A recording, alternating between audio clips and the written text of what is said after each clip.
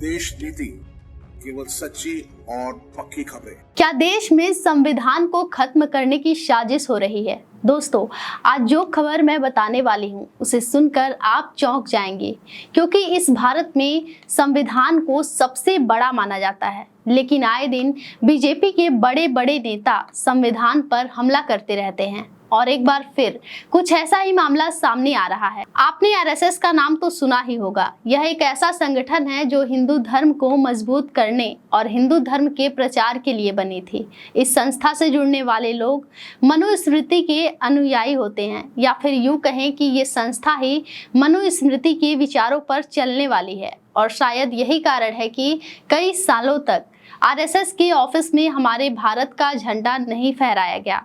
RSS के समर्थकों में संविधान के प्रति हमेशा से नफरत रही है। अब एक बार फिर आरएसएस देश में चर्चा का विषय बन गया है। आरएसएस को लेकर केंद्र सरकार ने एक बड़ा फैसला लिया है, जिसमें कहा गया है कि अब सरकारी कर्मचारी भी आरएसएस में शामिल हो सकते हैं। साथ ही मोदी सरकार ने सरकारी कर्मचारियों पर आरएसएस का सदस्य होने या फिर उससे किसी भी तरह से संबंध होने पर लगे प्रतिबंध हटा दिया है।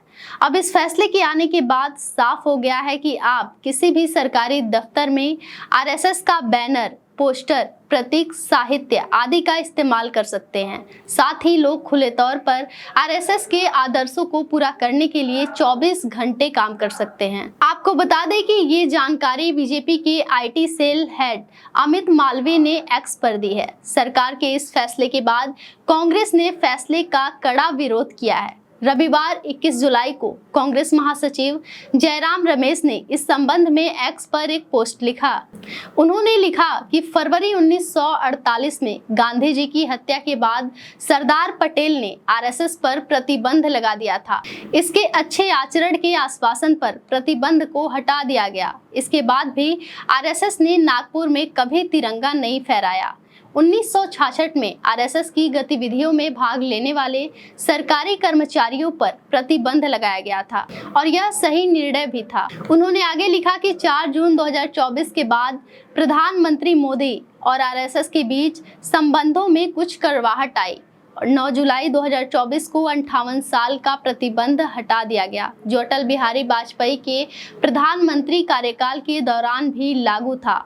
मेरा मानना है कि नौकरशाही या फिर निक्कर में आ सकती है। आपको बता दें कि 1966 और 1970 में सरकारी कर्मचारियों के आरएसएस के कार्यक्रमों में शामिल होने पर रोक संबंधी आदेश जारी हुए थे। इसके बाद 1977 में जब जनता पार्टी की सरकार बनी तो इन आदेशों को निरस्त कर दिया गया था। लेकिन जब 1980 में इंदिरा गांधी फिर से सत्ता में लौटी तो पुराने आदेश फिर लागू कर दिए गए थे। अब सवाल ये उठता है कि कोई भी सरकारी कर्मचारी भारत के संविधान को बनाए रखने की शपथ कैसे ले सकता है और साथ ही आरएसएस के सदस्य होने के नाते आरएसएस के नियमों का पालन कैसे कर सकता है, क्योंकि आरएसएस के आदर्श और आकांक्षाएं भारत के संविधान से बिल्कुल विपरीत हैं।